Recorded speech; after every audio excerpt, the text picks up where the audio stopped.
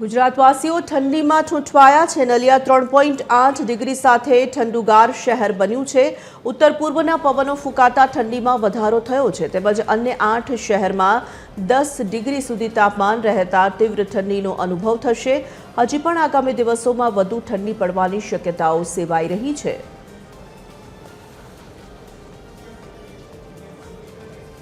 Associate editor Arun Shah જોડાઈ ચૂક્યા છે। વધુ વિગતો તેમની પાસેથી કરીશું પ્રાપ્ત। અરુણ, સતત ગુજરાતમાં ઠંડીનો પારો ગગડતો જઈ રહ્યો છે। આગામી દિવસો માટે પણ હવામાન વિભાગે આગાહી કરી છે। ગુજરાતીઓએ હજુ પણ ઠંડી માટે તૈયાર રહેવું પડશે।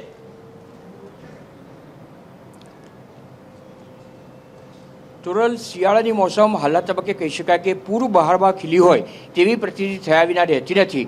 ખાસ કરીને સામાન્ય તાપમાનથી શરૂ થયેલી શિયાળાની મોસમ આજે જે રીતે ઠંડી તીવ્રથી તીવ્રતમ સુધી આગળ વધી રહી છે તેવો અહેસાસ લોકોને થઈ રહ્યો છે।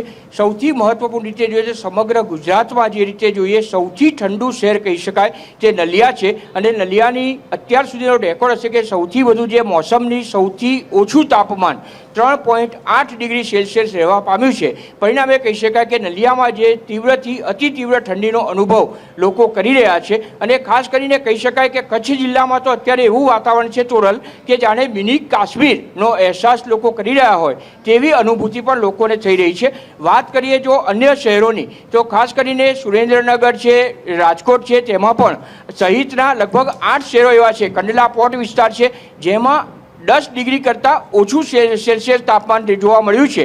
પરિણામે કહી શકાય કે તીવ્રથી તીવ્રતમ ઠંડીનો અનુભવ લોકો હાલના તબક્કે કરી રહ્યા છે। એટલું જ નહીં પરંતુ આગામી સમયમાં જે રીતે હવામાન વિભાગ દ્વારા તુરંત આગાહી કરવામાં આવી છે તેમાં તીવ્રથી તીવ્રતમ ઠંડી હજુ વધુ પ્રમાણમાં અનુભવાય તે પ્રમાણેની આગાહી હવામાન વિભાગ દ્વારા કરવામાં આવી છે। સૌથી મહત્વપૂર્ણ છે કે એક સારા સમાચાર એ પણ કહી શકાય કે ઉત્તરાયણના પર્વને આડે હવે માત્ર 2 દિવસનો સમય છે અને જે પ્રમાણમાં ઠંડી પડી રહી છે એટલું જ નહીં પરંતુ હવામાન વિભાગ દ્વારા જે આગાહી કરવામાં આવી છે તેમાં જે પવનની દિશા હશે એ ઉત્તર પૂર્વીય પવનના કારણે પવનની દિશા પતંગ રસિયાઓને ખુશ કરે તે પ્રમાણેની હશે। એટલે કહી શકાય કે આ ગુજરાતમાં જે કાઇટ ફેસ્ટિવલ તે સહિતના જે પતંગોત્સવ મનાવવામાં આવી રહ્યો છે એટલું જ નહીં પરંતુ સમગ્ર ગુજરાતના જે પતંગ રસિયાઓ હશે અને મહાનગરોમાં જે યુવા વર્ગ હશે તેમનામાં આનંદ ઉત્સાહનું વાતાવરણ રહેશે અને આગામી ઉત્તરાયણનું પર્વ ઉત્સાહપૂર્વક જે પવનને અનુરૂપ ઉત્સાહપૂર્વક મનાવે તે પ્રમાણેની આગાહી હવામાન વિભાગ દ્વારા કરવામાં આવી છે।